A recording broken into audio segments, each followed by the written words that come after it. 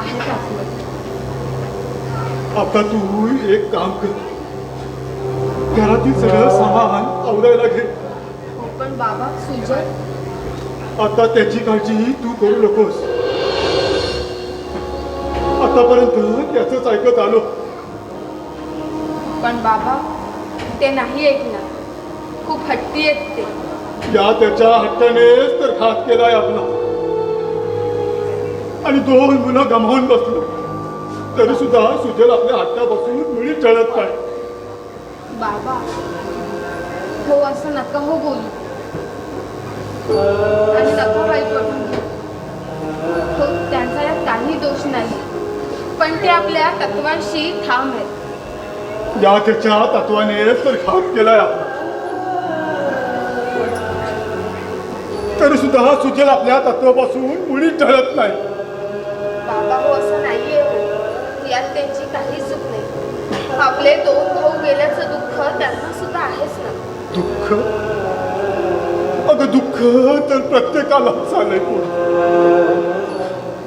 पण दुःख काय असतं ते ह्या अभागी बापाला विचार.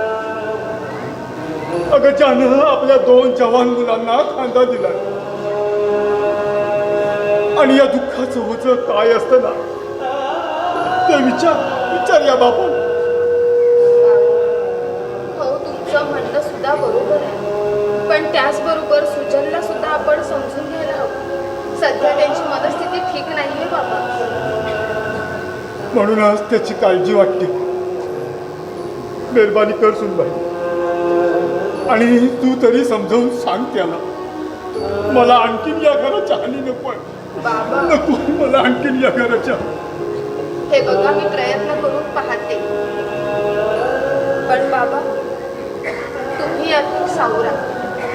एका पाठोपाठ एक आपल्या घरावर दुःखाचे पहाड कोसळले, तेव्हा सगळेच कोलमडून पडले. तेव्हा तुम्ही यातून सावरायला हवंच ना आपल्याला. सावरायला त्राणच उरला नाही माझ्यात. बाबा हो, असं कसं बोलून चालेल? आपल्या घरावर आलेल्या संकटातून आपल्याला सही सलामत बाहेर काढण्यासाठी सुजलनं तुमच्या आधाराची गरज आहे. तुमचा आधार म्हणजे त्यांच्या समोर मेरू पर्वतच वाटतोय मला. आणि हा जर मेरू पर्वतच जर असा खचला तर बाबा विचार करा सुजलची काय अवस्था होईल. तो किती हलवा आहे ना याची जाणीव आहे मला. रात्रभर झोपत नाही. सारखं विचार करत असतात. काही विचारलं तर सांगत सुद्धा नाहीत ते. अगं अशा विचाराने त्याच्या तब्येतीवर परिणाम होईल. अगं एकदा फॅमिली डॉक्टरकडे आपलं तरी घेऊन तरी जा. सांगून ऐकतच नाहीयेत ते. रात्रभर नुसतं डोकं धरून बसले.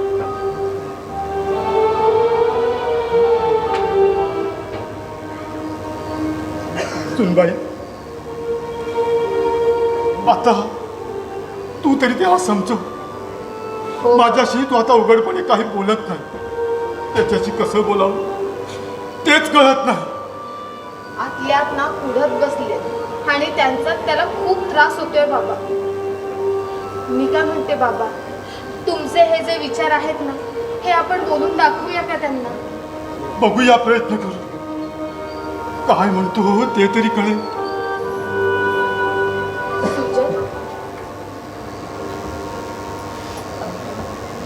बरं वाटतंय ना आता तुम्ही? हो. हे बघा सुजल, जरा बाबा तुझ्याशी काय बोलतायत ना हे शांतपणे ऐका. खूप मेहरबानी होईल आमच्यावर.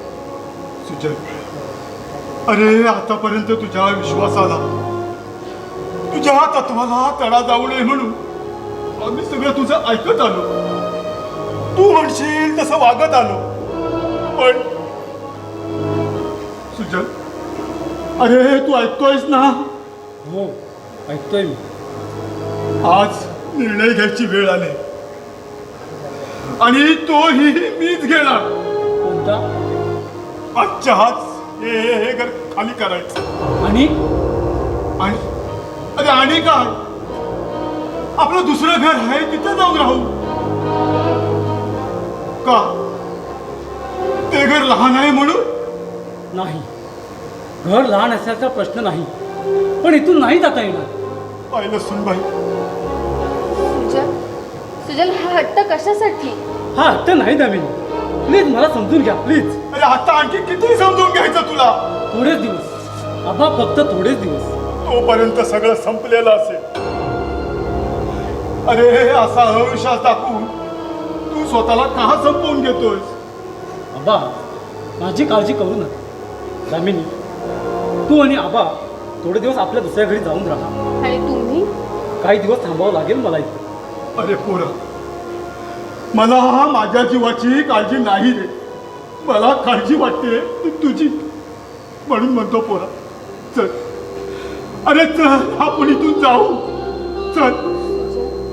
आबा, तुमच्या भावना समजू शकतो मी. जेव्हा माझे 2 भाऊ होते तेव्हा इथून जायचा विचार केला असता तर तो योग्य ठरला असता.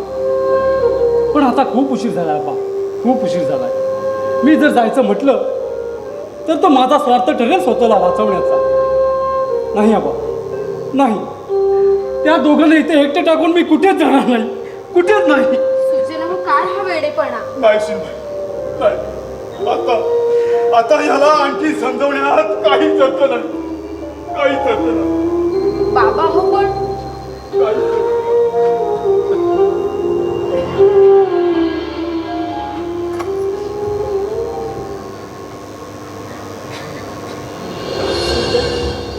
काय झालं? कसला विचार करता एवढा? दामिनी, प्लीज थोड्या वेळासाठी मला काही विचारू नको. अहो पण प्लीज दामिनी, प्लीज. ठीक आहे.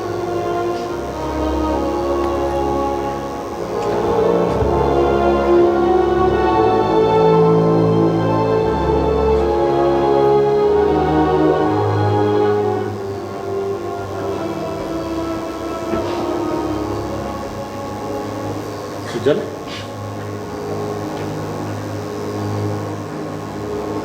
सुजल,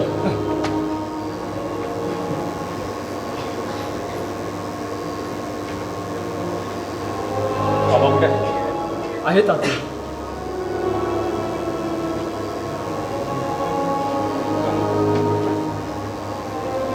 आणि तू काणेकर साहेबांना भेटलास?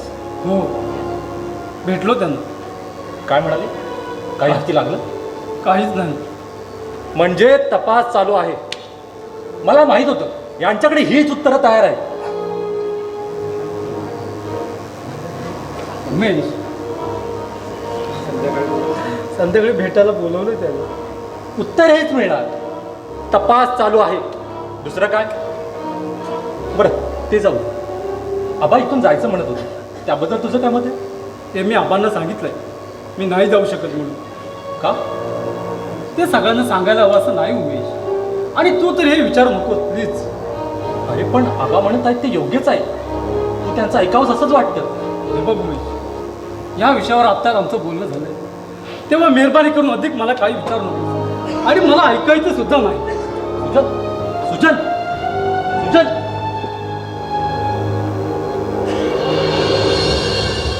काही बोलला का तू? काहीच नाही. चूक त्याची नाही उमेश, चूक माझीच आहे. अरे हे घबराट लपवण्यासाठी 10 वेळा पोरांची खोटं बोलावं लागतं. करायला गेलो काय आणि झालं का? मला वाटतं उमेश, सगळा प्रकार मी सुजलला सांगावा. वेळ लागला का तुम्हाला आबा? हो, आजपर्यंत जी गोष्ट सुजलला सांगितली नाही ती आत्ता सांगितली तर त्याच्या मनाला काय वाटेल याचा विचार केलाय का तुम्ही? अहो, नफरत करेल तो तुमची. आपल्याच मुलाच्या नजरेतून उतराल हे सहन होईल तुम्हाला? नाही नाही, मला ते सहन होणार नाही. मेहरबानी करून सुजलला आता काहीच सांगू नका. आणि तुम्ही असं मनाला पण लावून घेऊ नका. काहीच चुकलं नाही तुमचं. आणि तुम्ही असे विचार पण करत बसू नका. येतो मला जरा बाहेर जायचं.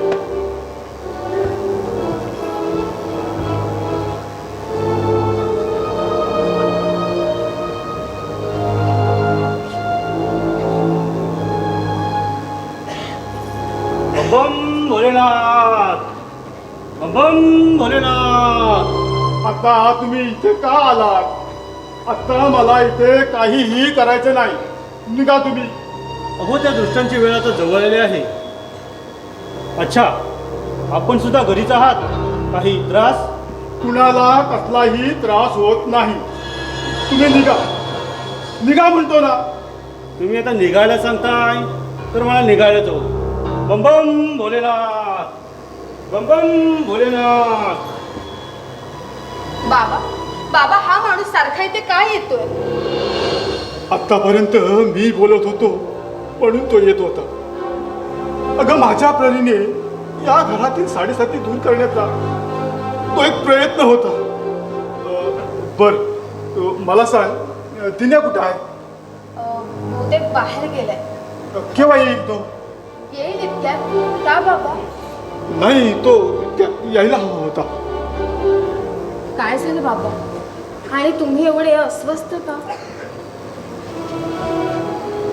बाबा काय झालं? वहिनी, ये आबा. हा बघा दिन्या आला. आलास. ये. बर तू तुझी बॅग भर जा. पण बॅग भरायला आहेच काय? ती तर भरलेलीच आहे. पण आबा जायचं कुठे? तुझ्या गावाला, आणि तेही आजच्या आज. बाबा हो काय सांगताय तुम्ही हे त्याला? योग्य तेच सांगतो. जा, तुझी बॅग भर जा.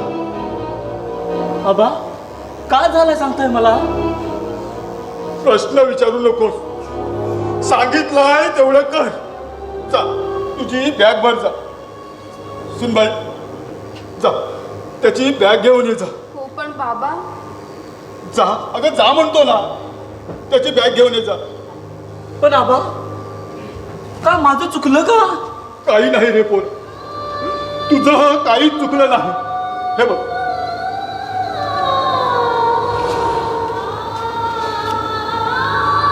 आतापर्यंत तुझी ही कमाई मी माझ्याकडे जपून ठेवली होती. ती घे आणि जा. अरे घे.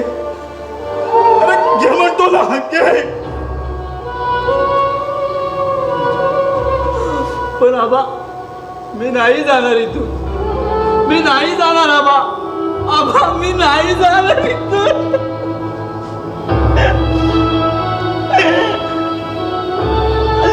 या घराशिवाय माझे घर नाही. तुमच्याशिवाय आबा आदर देणारं मला कोणीच नाही. पण आबा कुठे जाऊ? आबा मी अरे कुठेही जा. कुठेही जा. पण जा. अरे इथून गेलास जगाच्या पाठीवर कुठेतरी पोट भरून जगशील, पण इथं राहिलास ना तर जीवाला मुकशील. म्हणून बोलतो, जा. नाही जा. नाही आबा जाणार मी. सुंदर, दे ती बॅग. घे. आबा वहिनी तुम्ही तरी समजावा ना आबाला. मेहरबानी करा आबा. आबा माझ्यावर मेहरबानी करा. घे ती बॅग. घे आणि जा. जा. आबा आबा नका अरे ना जा म्हणतो ना. मला. जा. आबा आबा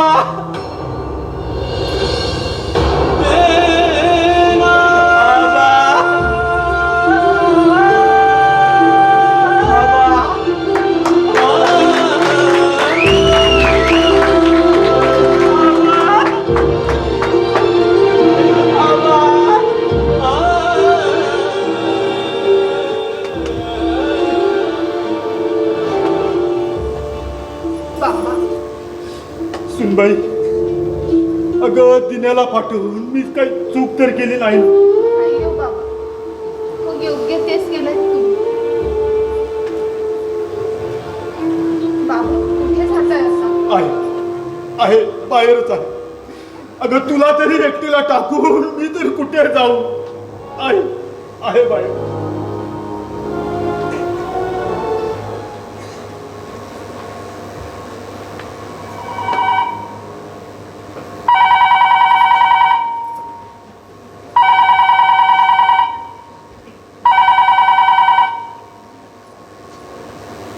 हॅलो.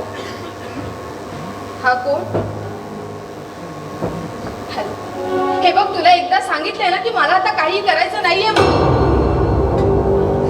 हे बघ, सुजल आणि बाबा आधीच खूप संकटात आहेत, तेव्हा त्यांच्या समोर मला आणखीन संकट उभं नाही करायचंय. हे बघ, एक मिनिट, या इथल्या सगळ्या प्रकाराला तूच तर जबाबदार नाही आहेस ना? नाही, मला तसं वाटलं म्हणून बोलतेय. हे बघ, हो हो,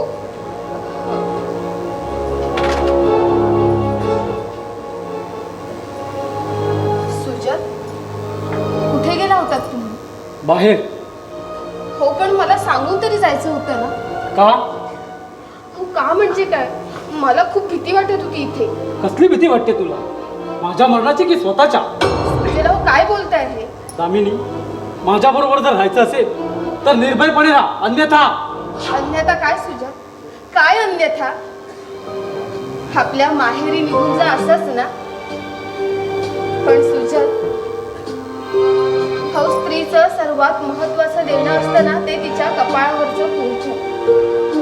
आणि त्या कुंकवाचं रक्षण करणं ना, हेच तिचं आद्य कर्तव्य असतं. आणि माझ्या कुंकवाला मी असं संकटात टाकून नाही जाऊ शकत इथून. आणि आपल्या ते संस्कृतीत बसत सुद्धा नाही बसत. आणि आपल्या पत्नीला अभय न देणं हे सुद्धा आपल्या संस्कृतीमध्ये बसत नाही. पण असं कोण म्हणतंय?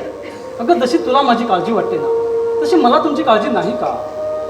तुम्हाला काय वाटतं? तुम्ही इथे चिंतेत वावरत असताना मला आनंद होतो. अगं, मी सुद्धा शोध घेतो त्या घडलेल्या प्रकाराचा. असाच हातावर हात धरून बसलेलो नाही मी. अगं, ज्यांना गळ दाबून मारलंय ना, ते माझे भाऊ होते, दुश्मन नव्हे. सॉरी सुजात, हे बघा, तुम्हाला दुखवण्याचा माझा हेतू नव्हता. दामिनी, हा विषयच बंद कर आता प्लीज. सुजात, ते बरेच दिवस मी तुम्हाला सांगायचं म्हणून म्हणत होते, पण सांगू का? हे बघ, मला काही विचार नकोस आणि मी ऐकण्याच्या मनस्थितीत नाही. अहो, पण प्लीज दामिनी, प्लीज. ठीक आहे.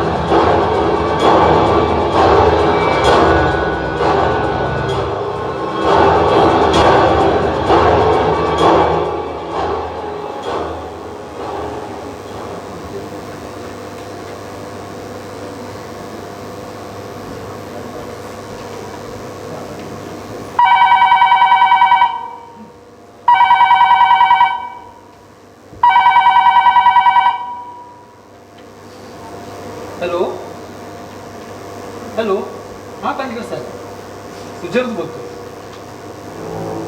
हां हां, त्या कॉलरवरचा पत्ता सापडला? हो, त्या टेलरचा पत्ता सापडला का? हे बघा साहेब, त्या कॉलरवर असणारा टेलरचा पत्ता फार महत्वाचा आहे आपल्यासाठी. त्याच्यावरून धागेदोरे सापडतील आपल्याला. प्लीज साहेब, प्रयत्न करा. नक्कीच काहीतरी पुरावा मिळेल आपल्याला. हो साहेब. काय म्हणाला? फॅशन टेलरची दुकाने किती? मग त्या दोघांकडे गेला होता? सुरक्षा म्हणजे त्या दोघांपैकी एक काहीतरी लपवतोय आपल्यापासून. एक मिनिट सुजल, रे माझ्याकडे. साहेब, मला एक सांगा, पुरावे शोधणं, कोण काय आपल्यापासून लपवतं ते शोधणं, हे तुमचं काम आहे. मग या खुन्यापर्यंत पोहोचायला अजून तुम्हाला किती अवधी हवाय? उमेश, राम सुजल, सांगा साहेब, अजून किती दिवस लागतील तुम्हाला? काय? माझं नाव उमेश बोलतोय मी कुणीही असेल, फक्त माझ्या प्रश्नांची उत्तरं द्या. 2 खून झालेत या घरामध्ये, 20 दिवस झाले तरी अजून तुम्हाला खुन्यापर्यंत पोहोचता येत नाही. अजून एकही पुरावा हाती लागत नाही तुमच्या. आत्ताच आम्ही एक पुरावा तुमच्या हाती दिलाय आणि त्यावरून चौकशी करा हे सुद्धा आम्हाला सांगावं लागत आहे. मग तुम्ही काय करणार आहात? कधी पुरावे गोळा करणार आहात? सगळे पुरावे नष्ट झाल्यावर? कधी कुणाला पकडणार आहात? त्या माणसाचा शेवट केल्यावर? कधी न्याय देणार साहेब? तुम्ही कधी न्याय देणार? आम्ही सगळे मेल्यावर? रामखोर साले, एक खुनी पकडता येत नाही. अरे पण त्या सगळ्या पोलिसांचा राग त्या बिचाऱ्या कानिटकर साहेबांवर का काढलास? अरे घरच्या सारखेच आहेत ते आपल्याला. पण आहेत शेवटी पोलिसात ना. उमेश, तरी सुद्धा त्यांच्याशी या पद्धतीने बोलणं योग्य वाटलं नाही मला. योग्य नाही वाटलं? मग फोन लाव कानिटकर साहेबांना आणि सांग, आता तुमच्याशी जो बोलला तर मूर्ख वेडा माणूस होता, माझ्या वतीनं माफी माग, कारण ते तुला चांगलं जमेल, मला नाही जमणार ते. उमेश, अरे बिचारा सगळ्या पोलिसांचा राग कशाला त्यांच्यावर काढतो? अरे न्याय मागणं आपला हक्क आहे आणि आपल्या हक्कासाठी भांडायला शिक सुजल, तरच तुला न्याय मिळेल. पण तू प्रेमाचा पुतळा, तेव्हा यांच्याकडून खुन्याचा शोध लागणं आज तरी शक्य नाही आणि उद्याची वाट पाहू शकत नाही. तेव्हा मी शोध घेणार आहे त्या खुन्याचा. उमेश, विचारानं कोणतेही पाऊल उचलू नकोस. तुझ्या भावांची खुनी मिळावीत असं तुला वाटत नाही? अरे असं कसं म्हणेन मी? ते तर ध्येयच आहे माझं. मग जाऊ दे मला. त्या नराधमाचा शोध घेऊन त्याच्या नरडीचा घोट घेत नाही ना, तोपर्यंत मी शांत बसणार नाही. उमेश, उमेश, उमेश.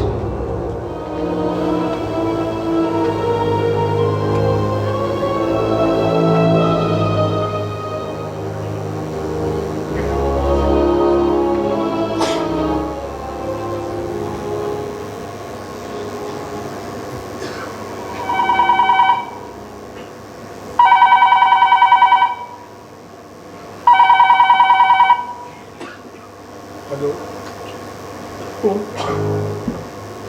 अरे हा बोल. केव्हा? आता लगेच? अरे पण काही उपयोग होईल का? अरे सगळे प्रयत्न करून थकलोय मी. बर, आता तू म्हणतोस म्हणून आपण उपाय करून पाहूया. बर, हो येतो. हो आलो.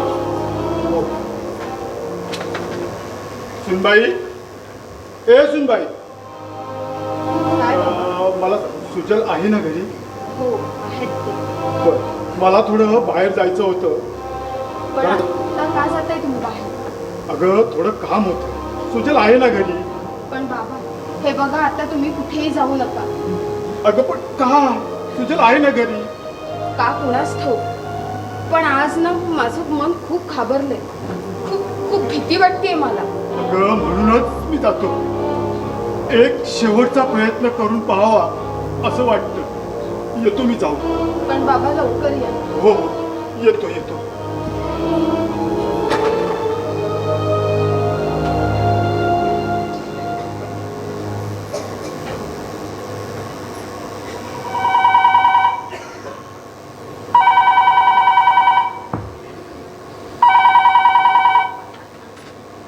हॅलो, कोण? हे बघ, तुला एकदा सांगितलंय ना की मला इथे फोन करू नकोस म्हणून. हे बघ, मला आता तुझं काही एक ऐकायचं नाहीये. हे बघ, तेव्हा भूतकाळाला ना असा उच्चार देण्याचा प्रयत्न करू नकोस. हे बघ, यापुढे मला तुझं कुठलंही काम करायचं नाहीये, समजलं? काय? हे बघ, तू हे खरं सांगतोयस? हे बघ, मी कुठे येऊ सांग? हो, मी आत्ताच्या आत्ता येते तिथे. हो, पोचते मी.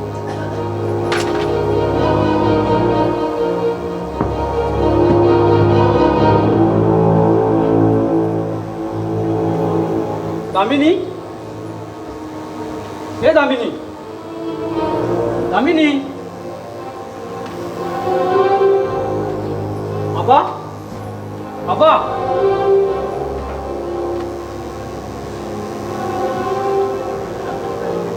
तुम्हाला किती वेळा सांगितलं ते येऊ नको म्हणून? का आलात तुम्ही इथे? आबा घरी आहेत. नाही, तुमची मिसेस आणि तो उमेश. कोणी नाही घरात. पण तुम्हाला काय करायचंय? हे मिस्टर, ओरडतो कशाला? भीक मागायला नाही येत, तुमच्याच भल्यासाठी येतो ना. थोडा तरी विश्वास ठेवा आमच्यावर. समोरची माणसं ओळखता येत नसतील ना तर निदान त्यांच्यावर अविश्वास तरी दाखवू नका. एवढे स्वतःला विद्वान समजता, मग का नाही वाचवलं आपल्या दोन भावांना? तुमचं हे पोथी पुराण मला ऐकवू नका. निघा तुम्ही. हे पोथीपुराण नव्हे साहेब, अजूनही विश्वास ठेवा आणि आमचं आम्हाला काम करू द्या. ते तुम्हाला सांगून काहीच उपयोग होणार नाही. हे आमचं आम्हालाच करावं लागेल. तुमचं आणि आबांचं काय चाललंय ना तेच कळत नाही मला. ते कळणारही नाही. त्यासाठी समोरच्या माणसावर विश्वास ठेवायला लागतो आणि तोच तर तुम्हाला ठेवायचा नाही आहे. थोडा वेळ शांत राहा, मग पहा आमची कमाल. या घरात वावरणाऱ्या त्या आत्म्याला पकडून तुमच्यासमोर उभा करतो. फक्त त्यावर तुम्हाला विश्वास ठेवायचा आहे. येतो मी.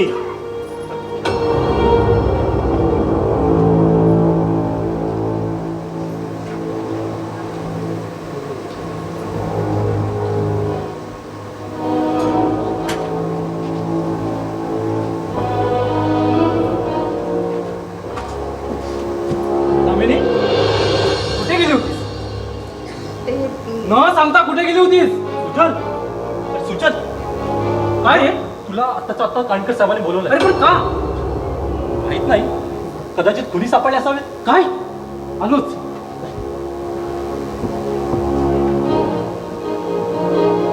काय काय झालं? अरे दामिनी ती एकटीच राहील आणि तिला मी एकटं टाकून कधी जात नाही. तेव्हा तू असं कर, आबा येतपर्यंत थांबतो इथे. मी आलोच, लगेच जाऊ. आलोच.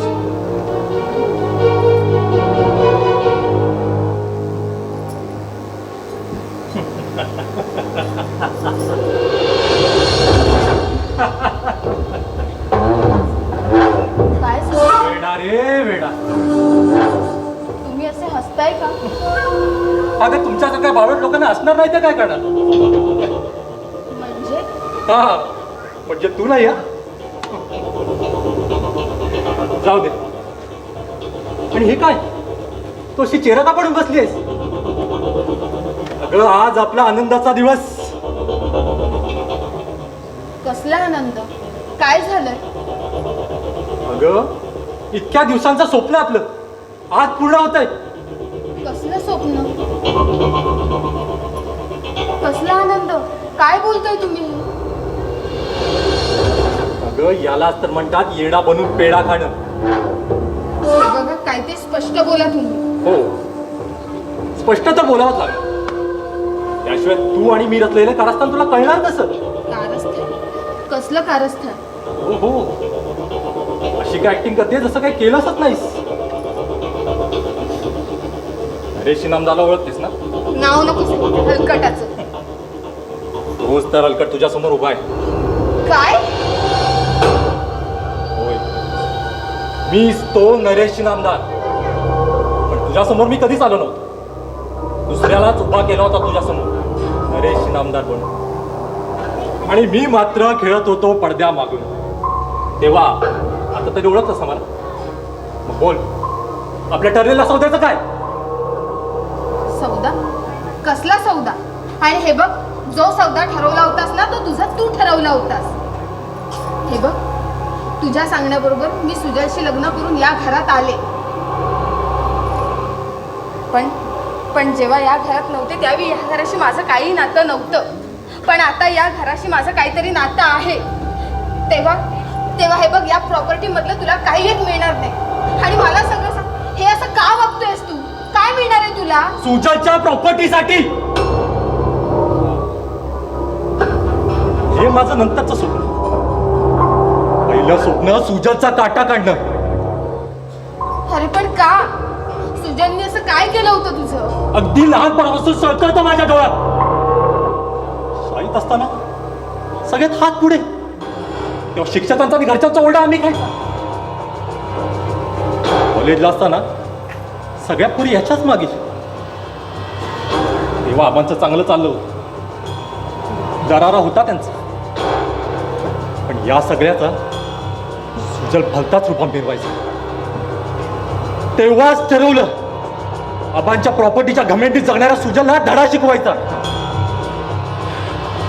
अरे बस कारस्थान करत गेलो, मार्ग सापडत गेलो. आत्ता सुद्धा त्याला बाहेर पाठवलाय खोटं सांगून.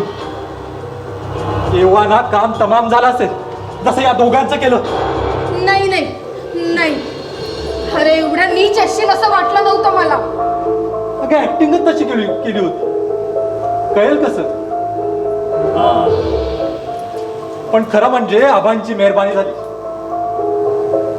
या घरात आत्मा वावरतोय तसं त्याने आपल्या मुलांना खोटं सांगितलं होतं. आणि अगदी हेच त्यांनी विश्वासाने येऊन मला सांगितलं. आणि मी मात्र याचा पुरेपूर फायदा घेतला. तुला सुद्धा या घरात आणली, तुझ्या बापाचं कोणी या घरात आहे असं सांगून. आणि आत्ताच तुझ्याला बाहेर गोळ्या घालवल्या आहेस ना. तुझ्या बापांचं कोणी म्हणजे दुसरा तिसरा कोणी नसून तुझाच सासरा होता. काय? आबा नाही नाही नाही, पण हे सगळं तुझं कारस्थान सुजलला कसं कळलं नाही? अगं मी कळू देईन तर ना. पण तो शेखर आणि धीरज मात्र हुशार निघाले. समजावून पाहिलं, नाही ऐकले. आता बसलेत फोटोत जाऊन. तरुणपणी आबांचं त्यांच्या सेक्रेटरी सोबत अफेअर चालू होतं. आणि हे तुझ्या बापाला कळलं होतं. म्हणूनच आबाने त्याचा काटा काढला. पण याचा फायदा घे सेक्रेटरीनं आबांच्या प्रॉपर्टीसाठी त्यांना ब्लॅकमेल करायला सुरुवात केली.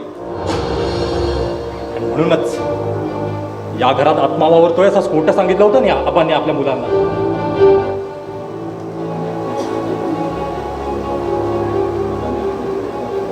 आणि आबांनी आत्म्याची भीती दाखवून ही प्रॉपर्टी खाली करण्याचा प्लॅन रचला.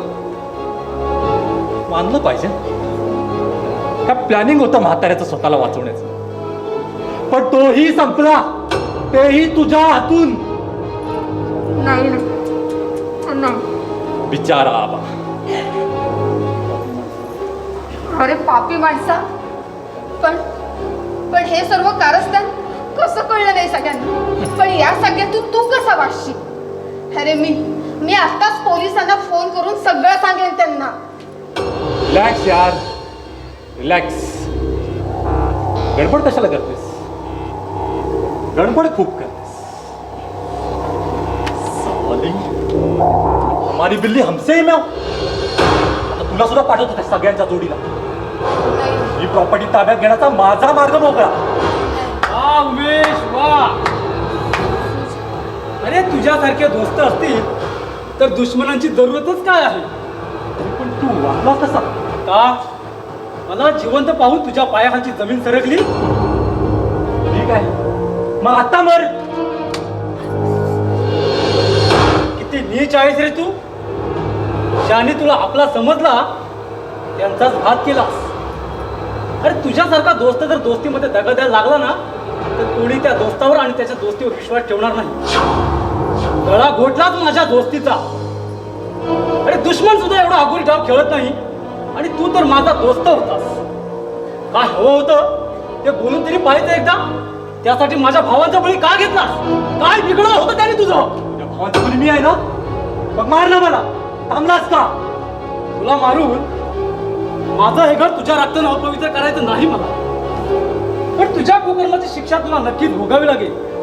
असा भयानक मृत्यू देईन मी तुला की पुन्हा माणसाचा जन्म घेताना 10 वेळा विचार करावा लागेल.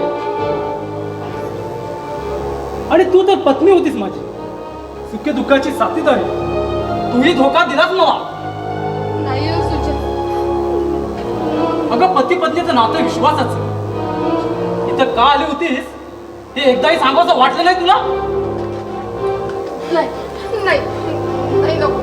प्रॉपर्टी नाही मिळाली तरी चालेल, स्वतःला वाचवण्यासाठी तुम्हा दोघांनाही मारावं लागेल. नाही, हे बघ त्याला काही करू नकोस. मी पाया मी पडते. सदासाची हार पत्करण्याचा नाही. त्यांना काही करू नकोस. ओळखलात का? Daddy inspector mister Rathod. का मस्ती उतरली तुझी? मानायला हो तुला. किती चालाक निघालास तू. एवढे खून पचवलेस पण एकही पुरावा मागे नाही सोडलास. तुला रंग्यात पकडण्यासाठी काय काय करावं लागलं आम्हाला. हे सगळं वसूल करायला हो ना. चल अरे जरा घ्या.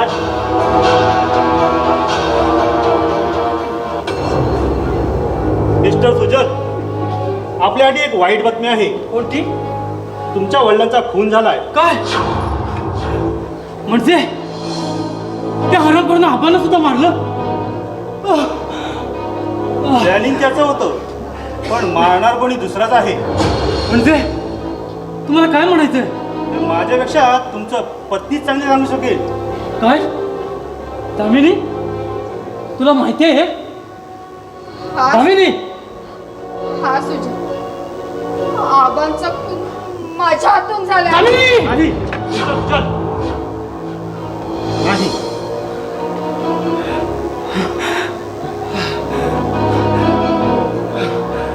मॅडम, कायद्यावर अजिबात भरोसा नाही तुमचा. नको त्या माणसानं विश्वास ठेवून आपल्या वडिलांचा खुनाचा आरोपी कोण हे शोधण्यासाठी तुम्ही बाहेर पडलात आणि मोठा अनर्थ वाढवून घेतलात. मॅडम, आबांचं प्रेम प्रकरण होतं हे खरं, पण त्यांनी तुमच्या वडिलांचा खून केला नव्हता. तर त्यांना पाहून पळत असताना गाडी खाली येऊन अपघात झाला होता त्यांचा. तशी त्यांनी तुमच्या वडिलांनी साक्षीही दिली होती. जर कायद्याची मदत घेतली असती तर नक्कीच न्याय मिळाला असता. मिस्टर सुजल, यांना माझ्यावर यावं लागेल. मिस्टर सुजल, एवढे प्रयत्न करूनही मी तुमच्या 2 भावांना आणि वडिलांना वाचू शकलो नाही. निदान त्यावेळी तिथे पोचलो म्हणून तुम्ही जरी वाचलात, नाहीतर तुमचाही अपघात घडवून तुम्ही मारले गेले असतात. अहो चाललं असतं साहेब, चाललं असतं. नाहीतरी आता या घरात मी एकटा जगून काय करणार? मी एकटा जगून काय करणार साहेब? रिलॅक्स मिस्टर सुजल, रिलॅक्स. चला मॅडम या.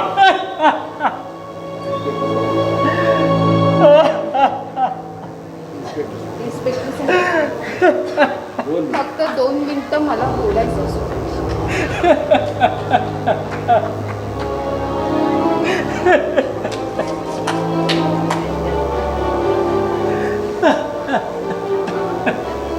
सुजल, सुजल, मला खरंच माफ करा हो. खरंच माफ करा. हे बघा, मला मान्य आहे की माझ्या वडिलांचा जो खुनी आहे त्याचा बदला घेण्यासाठी मी इथे आले होते. पण सुजल, तुमच्याशी लग्न करून माझ्यात खरंच परिवर्तन झालं होतं. खरंच परिवर्तन झालं होतं.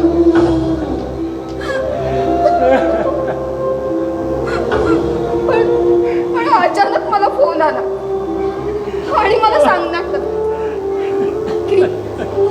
की तुझ्या वडिलांचा जो खुनी आहे ना, तोच तुझ्या दिरांचा खुनी आहे आणि हे सगळं तो तुझ्यामुळे करतोय. मग मला राहवलं नाही आणि बदल्याची आज्ञा पुन्हा माझ्या मनात धगधगायला लागली आणि कुठचाही विचार न करता मी कोणालाही न सांगता निघून गेले. पण सुजल, मी ज्या माणसावर गोळ्या झाडल्या ना, ते आपले बाबा होते. खरंच ठाऊक नव्हतं हो मला. खरंच ठाऊक नव्हतं.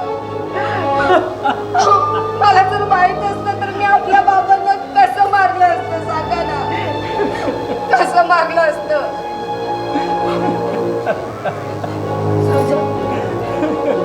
मी तुमची अपराधी आहे. पण मी तुमच्या माफी मागण्याची पण पात्रता नाहीये माझी. सुजला हो, त्या अंधारा कोठडीत ना मी माझं आयुष्य काढत हो. पण तुमची ही नफरत ना मला रोज एक मरण दे. मग असा लालचीर वाढव. एवढं कठोर मरण रोज रोज जगण्यापेक्षा इथंच एकदाच मेलेलं बरं ना याच घरात आणि ते सुद्धा तुमच्या समोर. दामिनी दामिनी दामिनी काय केलं? दामिनी दामिनी मला सोडून जाऊ. दामिनी हा दामिनी केलं माफ. दामिनी दामिनी दामिनी मी एकटा राहिलो ग दामिनी, मी एकटा राहिलो.